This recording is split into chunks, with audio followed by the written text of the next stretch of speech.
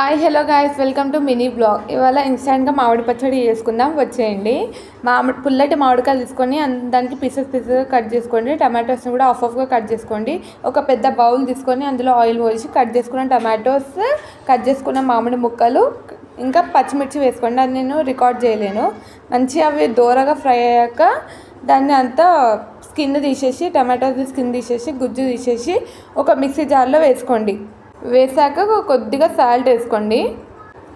Salt వేసాక మంచిగా mixie పట్టుకోండి ఒకసారి.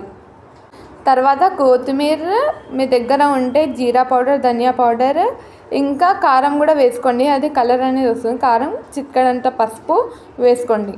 కొద్దిగా చాట్ మసాలా ఉంటే కూడా వేయండి, స్కిప్ చేయకండి. అది వేసి ఇంకా టేస్ట్ వస్తుంది.